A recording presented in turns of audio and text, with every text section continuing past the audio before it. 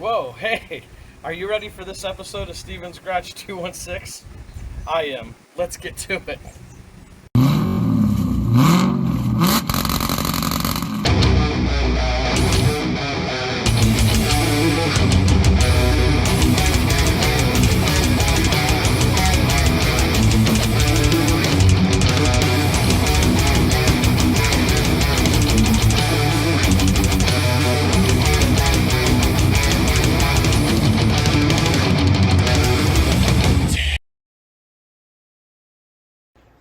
Got the heads back on my LT1.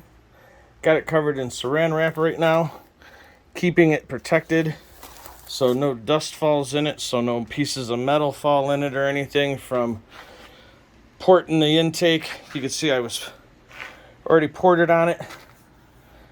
Already got that started. I gasket matched the intake. I gasket matched the heads. It didn't really take too much to open up on the intake here. But I got the ports there done, and then now I have to do this. And really, I'm going to use my micrometer. Let's see where that's at.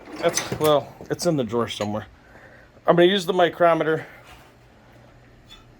see how big these ports are now, because we got a 58 millimeter that we're going to throw on there, and we don't want it to be a waste, because if you just throw a 58 millimeter on here, if this isn't 58 millimeter, then you're still defeating the purpose. You're throwing a 58 millimeter on for no reason. So we want to make sure this is open more, and make sure that the gasket is open more for the 58 millimeter throttle body that we're going to throw on it. So I've already started to port on the intake. I got those done. I'm not going to go too far with it. I'm really not going to make that go any better with that. I could probably hit that with 400 like I did on the heads.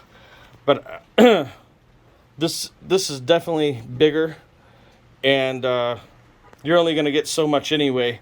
But like I said, I'm more concerned with the holes there, because we're going to put a 58 millimeter on it. And if the backside of the throttle body, if these are 58 millimeter a piece, then on the throttle body, then I want those to be 58 millimeter. You can get some extra horsepower, you can get some extra flow, and a lot of better response and everything, opening up your heads and your ports and stuff like that. So let's get back on to doing this intake and stuff like that, and getting that opened up to 58 millimeter for the new throttle body. All right, so here's what we got. I've got a micrometer here. I hope that's coming up. And we got it turned on, we got it zeroed out, and we have it set for millimeters. Then what we're going to do is we're going to come down here, and I'm going to work it, get the biggest number I can. And it looks like I'm at 51, what does that say? 5150, 5149, 48. The more I keep playing with it.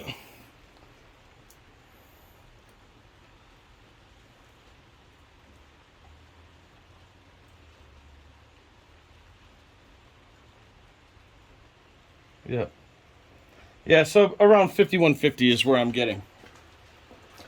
So I'll check the other side real quick, just real quick. Yep, I'm getting about the same. So if we got a 58 millimeter throttle body we're going to put on here, then we're going to want to open these up to 58 millimeter, and that way it's supplying the amount of air that the advertised throttle body gives, right? So let's get this opened up to 58 millimeter. Get to it. There we go. We're almost at 55. And just take a look, see if you can see the difference in comparison. Look at that. You can definitely tell that the right hole is bigger than the left one. I'm getting that little nub there. There's one on this side too. Get that out of the way. But there you go. So we're at 52. Now right now we're at 55. We're going to take that open just a little bit more. We're not going to go all the way to 58. I would love to. I really would like to, and I think I should, but I think where I'm gonna stop is about 57. So let's get to it. We're gonna get this one done, and we'll get the other side done.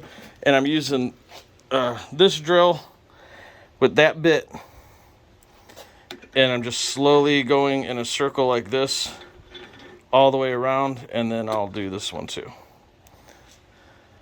All right, so here we go. It does look a little lopsided, but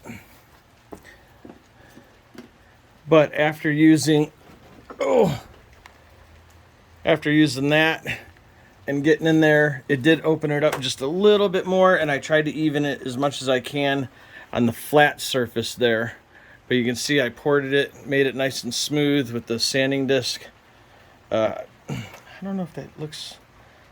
See, I got rid of some of that nub. It was a lot worse than that on there. I think I'll... See, I don't know how thick that is for this here. I don't know how thick that is to here, and I don't want to break through. So maybe I'll take that bit and just work inside a little bit more there. I can't tell how thick. That might be thicker than I think. But I can't tell. So you can see I got rid of a nub up there. And then again over here. Excuse me. But it is ported. We are just at about 58 millimeter. We're still just a hair under. Remember, I took it to 57 1/4. And then after using the sanding on that bit there and put it on there and made it smooth, we got it just a little bit more. But I'm going to stop there. Because the other thing is I might need that little bit that once I get the actual gasket for the 58 millimeter, I might have to move the hole upward just a hair. I know it ain't going to go no more to the left or this one to the right because I'm right at the wall inside there. Tape it off. You can see I already painted some of it aluminum. I'm going to tape all this off here, and we're going to paint the bottom green. And then what I'm going to do is I'm going to take these 5 bars here and I'm going to sand them and then polish them smooth. So let's get on that. And here's here it is. We got some clear coat on there too. Now mind you, this isn't heat resistant, so, and I'm not using heat resistant paint. It could stay, it may flake off. It's all going to depend on how clean and how good of a job I do of putting it on the car.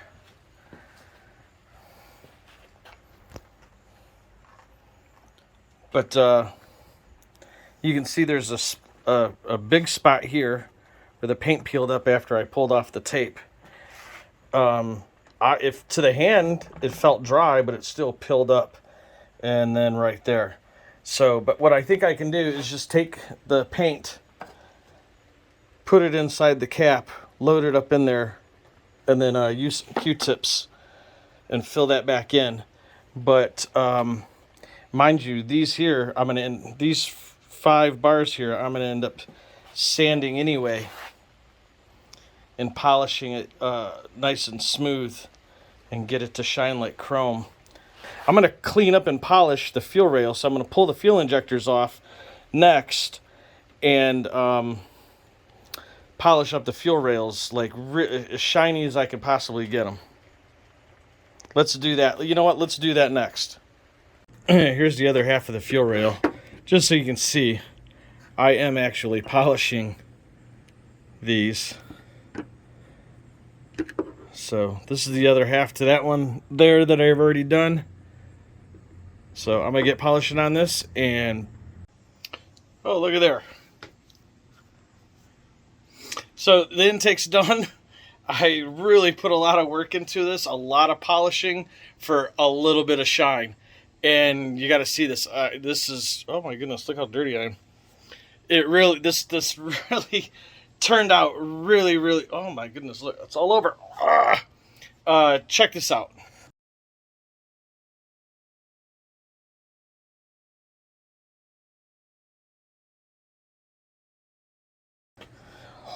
Oh, green, just like the car. Got a block off plate I made for the EGR valve. Got a block off plate there for the heat rise tube, or is that a piece of tape I forgot to take off? Oh no, that's part of the thing. But look at that.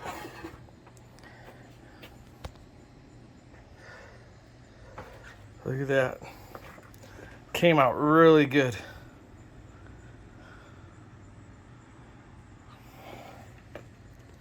Now, if I get, oh, here it is. I polished one of the fuel rails too. Look how nice that came out. If we set this on here, it's just kind of sitting on there. Look at that. Man, that really turned out good. All right, so I'm going to get on the other fuel rail, and I'm going to polish it and then get all of it back together again and stuff like that. And it's going to be awesome. So some of the things I'm using is a 3000 grit sanding pad. I'm using some 400 grit sticky back sandpaper with my palm sander. What else? Oh, and then the first takedown, the first knocking off all the nubs and stuff like that is I'm basically using this. This is like a polishing wheel here. It's like 180 grit. What does it say? Yeah, 180 grit. So this is just a quick, you know, go over it real fast, knock it down a little smooth, and then start hitting it with the 400, the 1200 paper, and then that 3000 grit sanding pad. And then I am using a little bit of polish on that, and it really helps out with the shine too. So let's get to the other I'm gonna get to the other fuel rail. I'll be right back in a second. All right, we got the fuel injectors on the fuel rail. Everything is polished and all shiny. And then, so we've got the,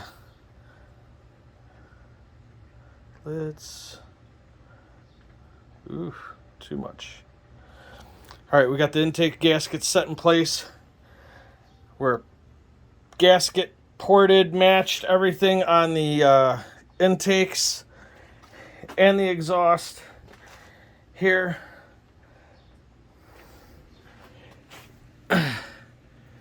We ported the intake, took this out to 50, well, almost just under 58 millimeter, but we got our intakes ported.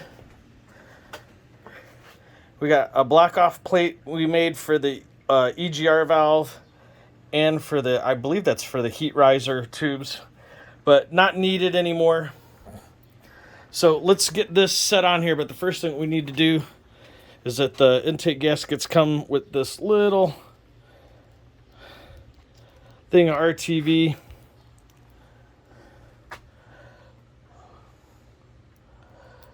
So we're going to shove some here, make a nice thick bead all the way across here, and really get into them corners because that's where it's important.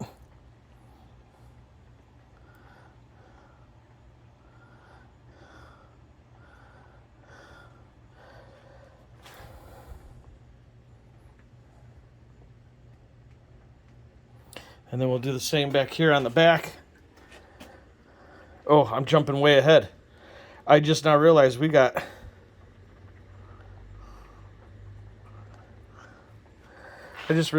lifters to put in. We can do that.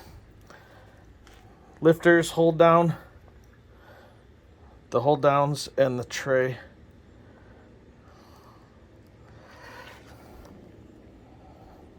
We can do that before this dries. That won't take long.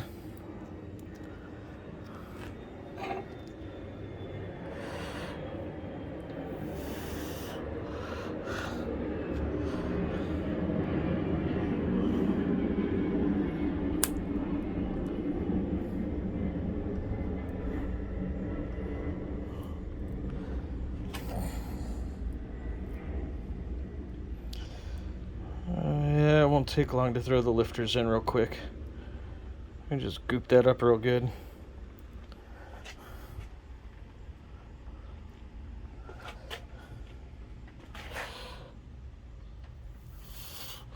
Remember, these corners here, where the intake meets the valley, these are more important.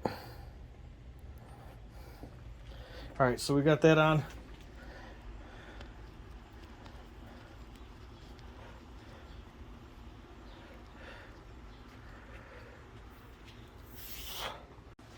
All right, so we got our coffee can of lifters.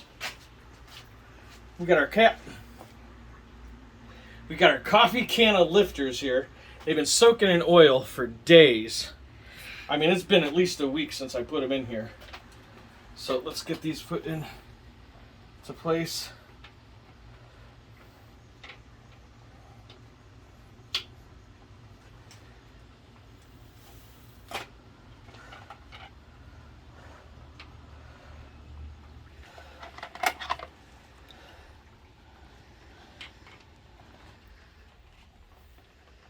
All right, stop the video. And these here these here are the hold downs, or keep them from turning on you. And they go in, you can see I got a couple of them in here already. And they actually hold the lifter in a certain direction.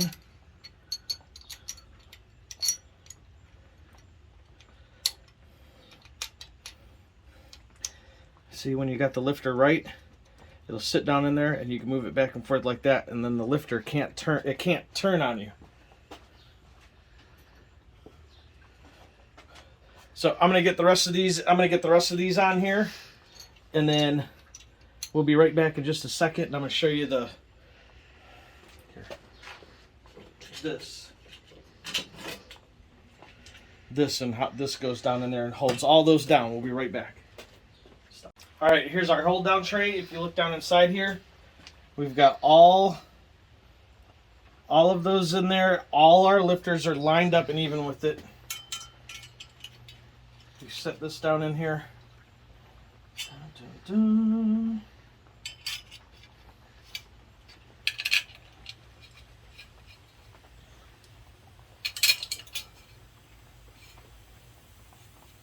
Make sure that's lined up properly.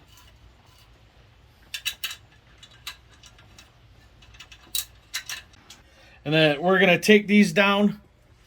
We're going to take these down just hand tight, maybe a little, after they're hand tight, we'll put a socket on there and just, give them a little hand tight. That's all it needs. Let's get the intake set on there.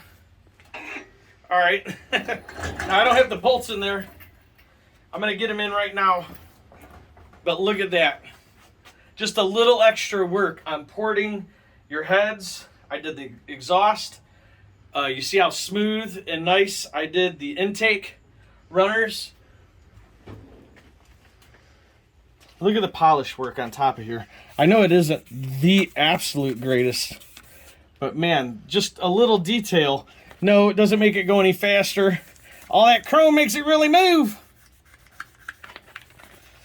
But just about presentation, you know. For me, that's what it is. A little bit of showman, you know, presentation. But we got new 36-pound fuel injectors on here. Our fuel rail's all cleaned and polished. The intake has got some nice little work done on here. Like I was saying, I have the intake runners on the intake opened up. This is opened up. And I'm going to get the bolts in for the intake, get it down. But that's going to do it for this video. I'll have the intake mounted. This thing is ready to go back in the car. I mean, ready right now. I'm going to get the balancer on the front. I'll get the balancer on the front and get the water pump back on. Oh, what am I thinking here? We got to get the balancer on, get the water pump on. We got the OptiSpark to put on, so we're going to throw a few of those things on in the next video and get this thing prepped and ready to go. It's like just the way it is ready to go back in the car. I'll do the rockers once it's actually in the car because I'm going to want to be able to set them and get them locked into place just right. So that'll be in the next video, and that'll be tightening down these rockers. Woo, look at the True Union rockers. These are Proform. I got these at Summit Racing, and there we go. Those will go on like that. I want to set those and not put the valve covers on until it's in the car and mounted back onto the transmission and stuff like that.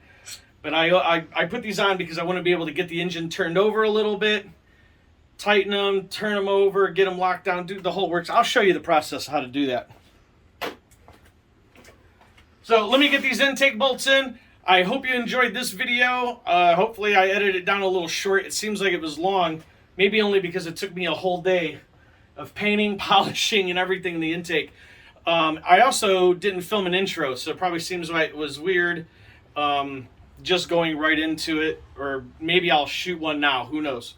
But I'm going to get this bolted down. I also wanted to add in, I baked the intake. When I had the fuel rails and everything was off, when I painted the green, I put it into my oven in the house at 200 degrees. I let it sit in there for about 15-20 minutes, and then turned the oven off, opened up the door, and just let it cool down naturally.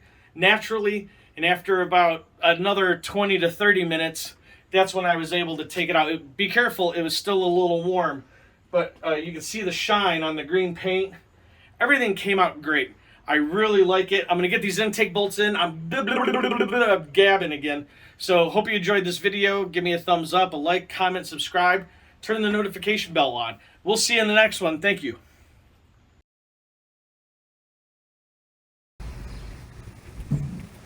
Whoa, hey, are you ready for this episode of Steven's Garage 216? I am. Let's get to it.